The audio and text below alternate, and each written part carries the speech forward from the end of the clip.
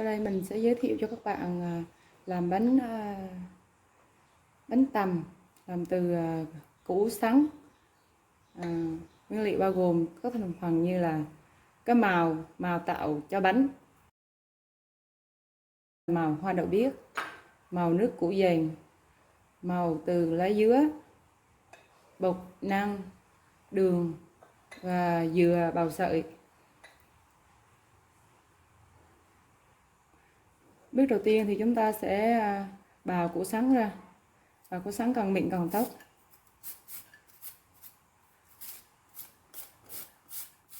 Đây là kết quả sau khi ta xay cái củ sắn ra. Xay củ sắn ra, ta vắt nước và chia làm 3 phần bằng nhau, để pha màu thành 3 màu. Trước tiên thì ta sẽ trộn bột, trộn đường. Đường thì theo định lượng từ ban đầu nó thì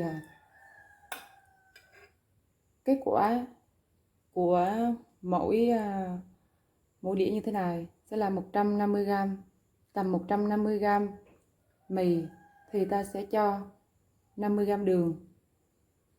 Đây là 150g đường, ta sẽ chia làm 3 đều, chia đều ra cho 3 ra.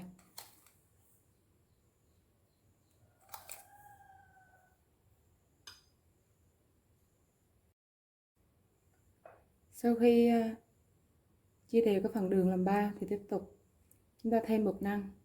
Đây là bột năng vào cũng là 25g bột năng cho mỗi đĩa, chia đều ra.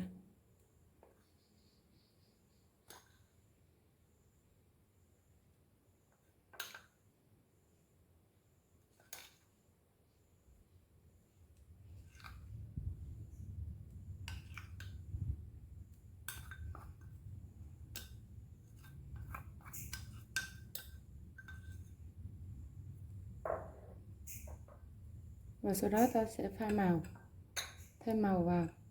Mỗi đĩa là mỗi màu. Đây là màu của hoa đậu biếc.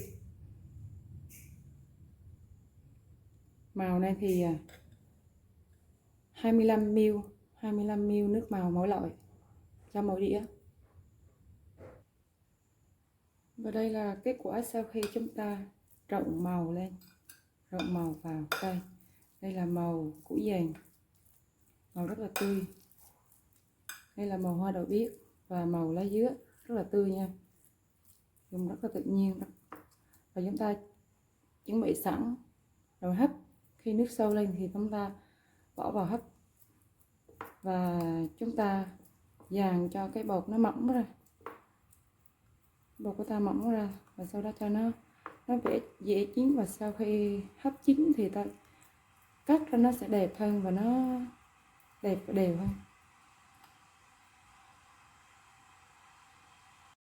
Và đây là thành quả sau khi chúng ta hấp 3 dĩa khi nãy ta mới làm. Thì đây chúng ta sẽ lấy ra và cắt nó. Và lưu ý là lấy con dao thì chúng ta nên dùng màng bọc thực phẩm để bọc con dao lại, để cắt cho khỏi dính con dao. Ta lấy ra và ta cắt. Lấy rất là đơn giản, không? Chỉ nó hơi dính ở xung quanh xíu thôi. Chúng ta sẽ cắt mỏng ra, cắt từng sợi ra.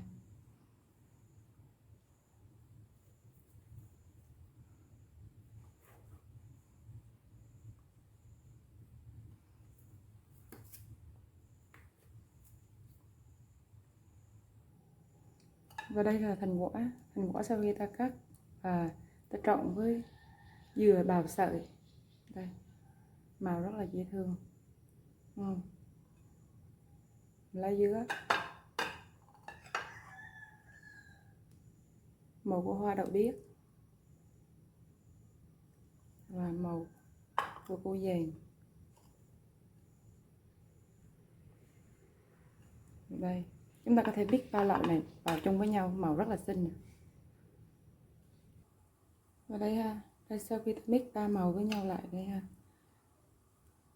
rất là dễ thương. Chúng ta có thể ăn kèm này với mè rang hoặc là nước cốt dừa, nó rất là thơm.